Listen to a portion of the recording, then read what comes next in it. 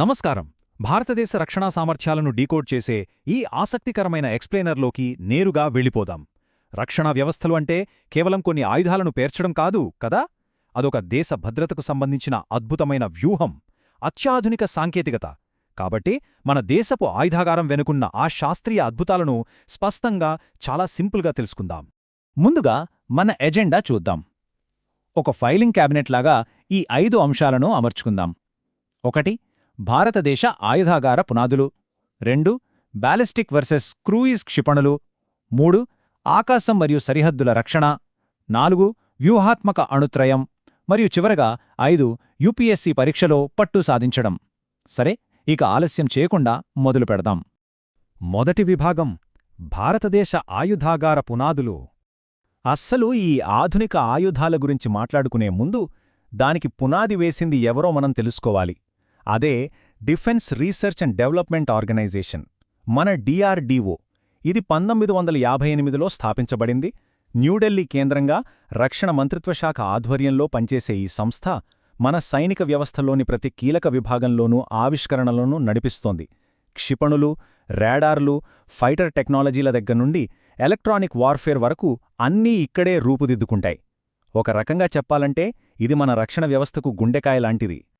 ఇక ఈ పునాదిని మరింత బలోపేతం చేసింది ఎవరో తెలుసా? మనందరికీ ఎంతో ఇష్టమైన missile man of India doctor APJ Abdul Kalam గారు.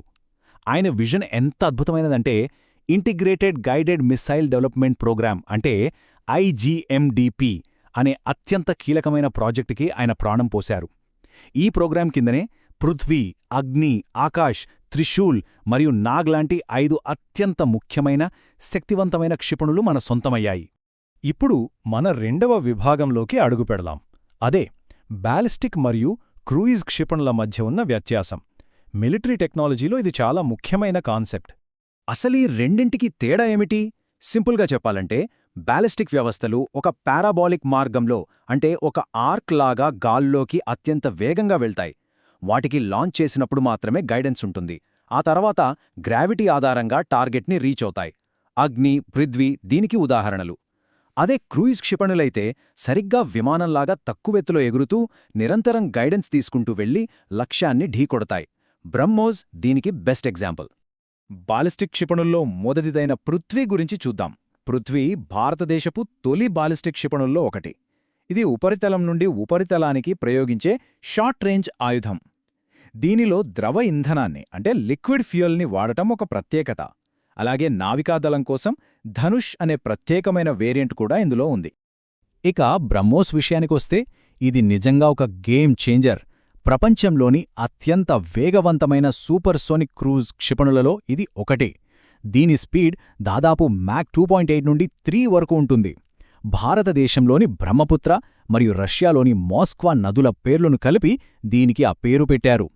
భూమి, గాలి, సముద్రం, చివరకు జలాంతర్గామి నుండి కూడా దీన్ని ప్రయోగించవచ్చు. మన ఇండియా మరియు రష్యాల అద్భుతమైన జాయింట్ ఇంజనీరింగ్కి ఇది పర్ఫెక్ట్ ఉదాహరణ. బ్రహ్మోస్ ఎంత వేగంగా వెళ్తుందో చూశాం కదా, దానికి భిన్నంగా నిర్భయ్ వ్యవస్థ పనిచేస్తుంది. ఇది ఒక సబ్సోనిక్ క్రూయిజ్ క్షిపణి. ఇది బ్రహ్మోస్ అంత ఫాస్ట్ కాకపోయినా చాలా దూరం ప్రయాణించి లాంగ్ రేంజ్ టార్గెట్లను అత్యంత ఖచ్చితత్వంతో ఛేదించగలదు. ఇది కూడా మన ఆయుధాగారంలో ఒక బ్రహ్మాస్త్రం లాంటిదే.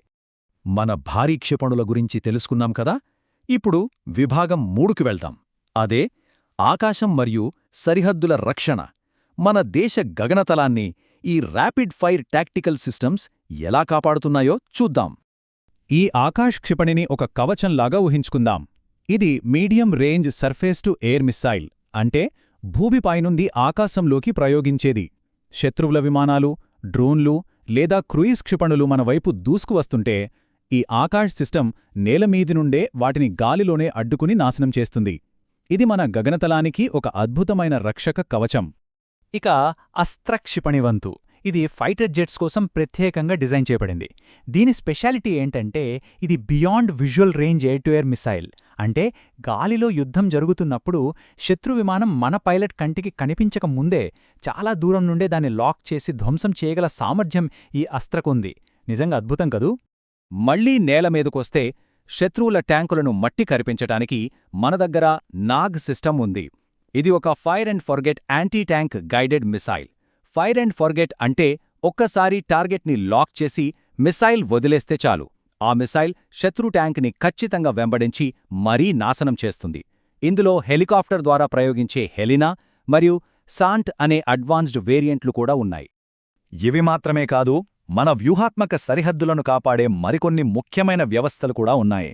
ఒకేసారి విస్తృతమైన దాడి చేయడానికి వాడే పినాకా మల్టీబ్యారల్ రాకెట్ లాంచర్, రష్యా నుండి తీసుకున్న long range air defence system S-400 Triumph, India Israel కలిసి తయారుచేసిన బరాక్-8, మరియు శత్రుదేశాల బ్యాలిస్టిక్ క్షిపణులను అడ్డుకునే మన స్వదేశీ 2-టైర్ బ్యాలిస్టిక్ మిసైల్ డిఫెన్స్ ప్రోగ్రాం అంటే BMD.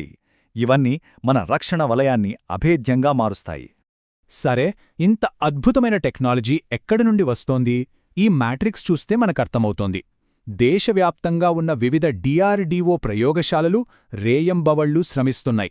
ఉదాహరణకు హైదరాబాద్లోని DRDL క్షిపణుల మీద ఫోకస్ చేస్తే, బెంగళూరులోని ADE మరియు LRDE ఎయిర్క్రాఫ్ట్లు, రేడార్లపైన పనిచేస్తున్నాయి. అలాగే అవడిలోని CVR-DE ట్యాంకులపైన, డెహ్రాడూన్లోని DEAL కమ్యూనికేషన్స్ పైన పరిశోధనలు చేస్తూ మన దేశాన్ని మరింత శక్తివంతంగా మారుస్తున్నాయి. మనమిప్పుడు ఒక అత్యంత కీలకమైన అంశంలోకి అడుగుపెడుతున్నాం. అదే 4వ విభాగం, వ్యూహాత్మక అణుత్రయం, ద స్ట్రాటజిక్ న్యూక్లియర్ ట్రయాడ్. అసలు ఈ అణుత్రయం అంటే ఏమిటి? ఇది 3 భాగాల కలయిక. 1 నేలమీద నుండి ప్రయోగించే క్షిపణులు, 2 గాలిలో విమానాల ద్వారా వేసే ఆయుధాలు, 3 నీటి అడుగున జలాంతర్గామి నుండి ప్రయోగించే క్షిపణులు. ఒకవేళ ఎవరైనా మనమీద దాడికి దిగితే వాళ్లకి ఖచ్చితమైన ప్రతిదాడి చేసే భరోసాని, అంటే సురక్షితమైన సెకండ్ స్ట్రైక్ సామర్థ్యాన్ని మెయింటైన్ చేయడానికి ఈ 3 మార్గాల్లో మనం ఎల్లప్పుడూ సిద్ధంగా ఉండటం చాలా అవసరం. ఇందులో నేలమీద నుండి ప్రయోగించే సామర్థ్యం గురించి మాట్లాడితే అగ్ని సిరీస్ గురించి ఖచ్చితంగా చెప్పుకోవాలి. అగ్ని 1 షార్ట్ రేంజ్తో మొదలైతే అగ్ని 2, 3, 4 అని అప్గ్రేడ్ అవుతూ ఇప్పుడు అగ్ని 5తో మనం ఖండాంతరాలను దాడి చేయగల స్థాయికి ఎదిగాం. ఈ ఇంటర్కంటినెంటల్ క్షిపణి పూర్తిగా ఘన ఇంధనంతో అంటే సాలిడ్ ఫ్యూయల్తో పనిచేస్తుంది. దీని ఎక్కడ నుండైనా సులభంగా ప్రయోగించడానికి వీలుగా కానిస్టర్ లాంచ్ సిస్టమ్ కూడా ఉంది. ఈ అణుత్రయాన్ని కంప్లీట్ చేసే last and most important piece K series క్షిపణులు. అరిహంత్ క్లాస్ జలాంతర్గాముల నుండి ప్రయోగించే ఈ బ్యాలిస్టిక్ క్షిపణులు ఎవరికీ కనిపించకుండా సముద్రం అడుగున ఉంటాయి. శత్రువులకు కనీసం పసిగట్టడానికి కూడా అవకాశం ఇవ్వకుండా అండర్ వాటర్ నుండి ఇవి మనకు అద్భుతమైన రక్షణనిస్తాయి. ఇక ఫైనల్గా 5వ విభాగానికొచ్చేద్దాం. ఈ ఎక్స్ప్లెయినర్ను చూస్తున్న ఆశాబాహుల కోసం అత్యంత కీలకమైన స్ట్రాటజీతో కూడిన సెషన్. అదే UPSC పరీక్షలో పట్టు సాధించడం. ఎగ్జామ్స్లో ఎక్కువగా కన్ఫ్యూజ్ చేసే ఉచ్చులు అంటే ఎగ్జామినర్ ట్రాప్స్ ఇక్కడే ఉంటాయి. ఇక్కడ మనం చాలా జాగ్రత్తగా గమనించాలి. బ్రహ్మోస్ను బ్యాలిస్టిక్ క్షిపణి అని ఇస్తుంటారు, కాని కాదు, అది క్రూయిజ్ క్షిపణి. ఆకాష్ ఒక శామ్ అంటే సర్ఫేస్ టు ఎయిర్ కరెక్టే, కాని అస్త్ర అనేది ఉపరితలం నుండి ఉపరితలానికి కాదు, అది గాలి నుండి గాలికి ప్రయోగించేది. అలాగే నాగ్ యాంటీ ట్యాంక్ క్షిపణి, అగ్ని బ్యాలిస్టిక్ క్షిపణి. మరొక ముఖ్యమైన విషయమేంటంటే RISAT అనేది కేవలం ఒక ఉపగ్రహం, దాన్ని క్షిపణి అని పొరబడకండి. ఇవన్నీ గుర్తుపెట్టుకోవడం కష్టంగా అనిపిస్తోందా? అయితే ఈ చిన్న మెమరీ ట్రిక్స్ మనం మైండ్లో లాక్ చేసుకుందాం. AGN అగ్ని అనగానే ఫైర్ స్ట్రైక్స్ ఫార్ అని, ఆకాశ్ అనగాని స్కై డిఫెన్స్ అని గుర్తు తెచ్చుకోండి. అలాగే అస్త్ర అంటే air to air star, Nag అంటే స్నేక్ హంట్స్ ట్యాంక్స్, కరెక్ట్గా పాములాగా వెళ్లి ట్యాంకును కొడుతుందని గుర్తుపెట్టుకోవచ్చు. ఇక బ్రహ్మోస్ అంటారా? అది బ్రూటలీ ఫాస్ట్. ఎగ్జామ్ హాల్లోని ప్రెషర్లో ఈ చిన్న పదాలే మనకు చాలా హెల్ప్ అవుతాయి. ఒక్కసారి లాస్ట్ మినిట్ రివిజన్ చేసుకుందాం. ర్యాపిడ్ ఫైర్ లాగా చూద్దాం.